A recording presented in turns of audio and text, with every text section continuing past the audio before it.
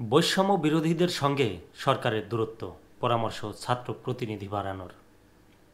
যদিও ছাত্ররা অলরেডি বা বৈষম্য বিরোধী ছাত্ররা বলেছে সরকারকে চাপে রাখতে চায়। এর আগে একটা খবরে দেখলাম, এটা দৈনিক ইত্তেফাকের খবর। এখানে বলা হয়েছে পরামর্শ ছাত্র প্রতিনিধি বাড়ানোর, মানে এক ধরনের বলাই যায় যে পাল্লা দিয়ে চলছে বা প্রতিযোগিতা চলছে সদস্য বাড়ানোর। একদিকে যেমন উপদেষ্টাদের সদস্য বাড়ছে, অন্যদিকে শিক্ষার্থীরাও ঘোষণা দিল তাদের বা পরামর্শ তাদের প্রতিনিধি বাড়ানোর জন্য। তো আসলে যদিও অন্তর্বর্তী সরকার বলছে যে আর খুব সহজে তাদের সদস্য বাড়বে না বা উপদেষ্টা মণ্ডলী আর বাড়বে না, এই খবরটার বিস্তারিত পড়ি। বিভিন্ন ইস্যুতে বৈষম্য বিরোধী ছাত্র আন্দোলনের সঙ্গে কিছুটা দূরত্ব তৈরি হয়েছে এবং এ দূরত্ব ঘোচাতে সরকারের সঙ্গে আলোচনা চলছে বলে জানান বৈষম্য বিরোধী ছাত্র আন্দোলনের সমন্বয়ক মাহিন সরকার। এমত অবস্থায় উপদেষ্টা পরিষদে আরও ছাত্র প্রতিনিধি নেওয়ার পরামর্শ দিচ্ছেন বিশ্লেষকরা। শেখ হাসিনা সরকারের পতনের পর বৈষম্য বিরোধী ছাত্র আন্দোলনের পরামর্শ অনুযায়ী গঠিত হয় অন্তর্বর্তী সরকার। প্রথম থেকেই চাপ প্রয়োগকারী গোষ্ঠী হিসেবে নানা ইস্যুতে অন্তর্বর্তী সরকারকে পরামর্শ দিয়ে আসার কথা বলছেন বৈষম্য বিরোধী ছাত্র আন্দোলনের নেতারা।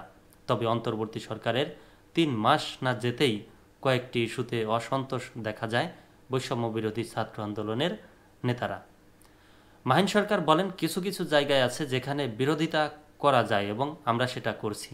তিনি আরও জানান, এই সরকারকে ব্যর্থ করে দেওয়ার মতো অবস্থানে আমরা যাব না, সেটা আমাদের উদ্দেশ্যও নয়, কারণ এটি জাতীয় ঐক্যমতের সরকার। ঢাকা বিশ্ববিদ্যালয়ের রাষ্ট্রবিজ্ঞানের অধ্যাপক ও রাজনৈতিক বিশ্লেষক সাব্বির আহমেদ বলেছেন, ছাত্রদের সঙ্গে দূরত্ব বাড়লে অস্থিরতায় পড়বে অন্তর্বর্তী সরকার। এজন্য উপদেষ্টা পরিষদে আরও ছাত্র প্রতিনিধি নেয়ার পরামর্শ তার।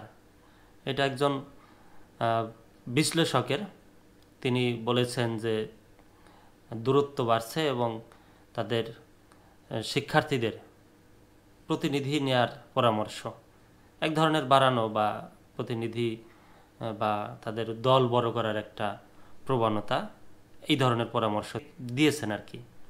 এই ধরনের পরামর্শ দিয়েছেন। তিনি বলেন, যারা জীবন দিল বা যারা স্যাক্রিফাইস করলো ওই অংশের মধ্যে কিন্তু কোনো প্রতিনিধি নাই, ওখান থেকে একটু বাড়ানো যেতে পারে। এছাড়া প্রথম সারির যে কজন আছে এখান থেকে একটু বাড়ানো যেতে পারে। এ বিশ্লেষকের মতে দূরত্ব ঘোচাতে উপদেষ্টা পরিষদে থাকা ৩ ছাত্র প্রতিনিধিকে কাজে লাগাতে পারে সরকার। এই ৩ জনকে বলা উচিত যে তোমার ওদের ক্ষোভের কারণ খুঁজে বের করো, তাদের ক্ষোভগুলো সমাধান করার চেষ্টা করো, তাদের প্রতিনিধি হিসেবেই তো তারা গেছে সেখানে, বলেন তিনি।